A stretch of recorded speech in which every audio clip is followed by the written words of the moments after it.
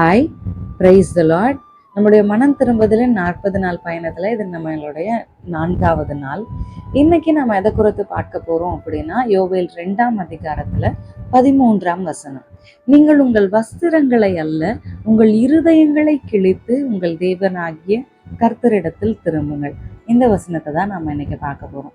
நம்முடைய வாழ்க்கையில இப்போ ப்ரெசண்ட்ல நம்ம எந்த சூழ்நிலைகளை கடந்து வந்தாலும், எந்த விதமான கேள்விகள் இருந்தாலும், எந்த விதமான குழப்பங்கள் இருந்தாலும், நாம ஆண்டவர்கிட்ட யதார்த்தமா திரும்புகிற இந்த மனம் திரும்புதலின் பயணத்துல இன்னைக்கு இந்த இருதயத்தை கிழிக்கிறதுனா என்ன, இருதயத்தை கிழித்து ஆண்டவர்கிட்ட திரும்புறத நான் எப்படி பண்ணணும் அப்படின்றதான் நாம கத்துக்க போறோம். பைபிள் தெளிவா சொல்லுது, தன்னுடைய பாவத்தை மறைக்கிறவன் வாழ்வடைய மாட்டான், அதை அறிக்கை செய்து விட்டு விடுகிறவனும் இரக்கம் பெறுவான். அப்போ இந்த இருதயத்தை கிழிக்கிறது அப்படின்னா என்னன்னா, நம்மளுடைய இருதயத்துல இருக்கிற எல்லாவற்றையும் ஆண்டவருடைய பிரசன்னத்துல நம்ம மொத்தமா கொட்டுறது. ஒரு பொருள் கிழியுது, ஒரு பொருள் உடையுது அப்படின்னா என்னன்னா, அதுக்குள்ள இருக்கிற எல்லா விஷயங்களும் வெளியே வந்துடும். அது நன்மையானாலும் தீமையானாலும். அதே தான் நம்மளுடைய மனம் திரும்புதலின் பயணத்துல நம்ம பண்ண போறோம். நம்மளுடைய மனதில் இருக்கிற பயங்கள், கேள்விகள், குழப்பங்கள், நாம மறைத்த பாவங்கள், நம்ம லைஃப் குறித்து நாம போட்ட பிளான்ஸ், நம்மளுடைய எதிர்காலத்தை குறித்து நம்ம வைத்திருக்கிற திட்டங்கள் எதுவாக இருந்தாலும் ஆண்டவர் முன்பாக யதார்த்தமா நம்மளுடைய மைண்ட்ல இருக்கிற எல்லா இன்ச்சஸ் ஆண்டவர்கிட்ட, இதுதான் ஆண்டவரே என்னுடைய மனசுல இருக்கு அப்படின்னு சொல்லி யதார்த்தமா நம்ம ஆண்டவர்கிட்ட ஒப்பு கொடுத்துக்கிறது தான் இருதயத்தை கிழித்து ஆண்டவரிடத்துல நம்ம திரும்புகிறது. இது சொல்றதுக்கு ரொம்பவே ஈஸியா இருக்கும், ஆனா ஃபாலோ பண்றதுக்கு ரொம்ப கஷ்டமா இருக்கும். ஆனா பரிசுத்த ஆவியானவருடைய துணையை கொண்டு நம்ம ஆண்டவருடைய பிரசன்னத்துல நாம இருக்கும்போது இதை கண்டிப்பா நாம செய்ய முடியும்.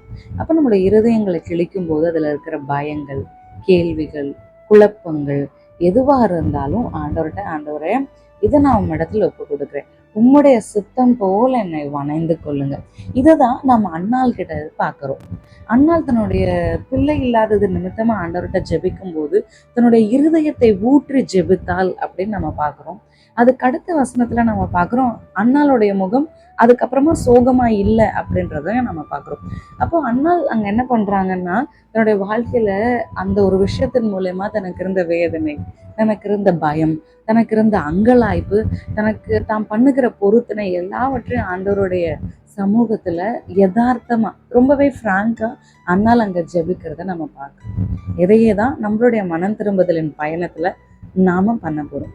எத்தனையோ மனுஷங்க கிட்ட நம்ம மனசு விட்டு பேசணும், திறந்த முகமா பேசணும், ஓப்பனா பேசணும் அப்படின்னு ட்ரை பண்ணும்போது நம்மளால முடியாது. ஏன்னா அவங்க நம்மளை ஜட்ஜ் பண்ணிடுவாங்க, நம்மளை என்ன நினைப்பாங்களோ அப்படின்னு ஒரு பயம் இருக்கு.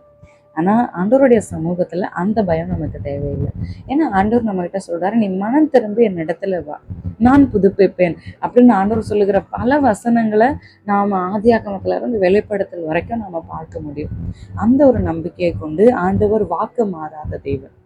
ஆண்டவருடைய வாக்குதத்தை பற்றி கொண்டு நம்ம இந்த மனம் திரும்புதலின் பயணத்துல யதார்த்தமா நம்மளுடைய இருதயத்துல ஒவ்வொரு இன்ச்சையும் ஆண்டவருக்கு முன்பாக நம்ம கொண்டு போய் வைக்கும் பொழுது, நேத்து நாம தாவீதின் சங்கீதத்துல வாசித்தது போல புதிய இருதயத்தை, நிலைவரமான ஆவியை நம்மளே சிருஷ்டிக்க அவர் வல்லவராய் இருக்கிறார்.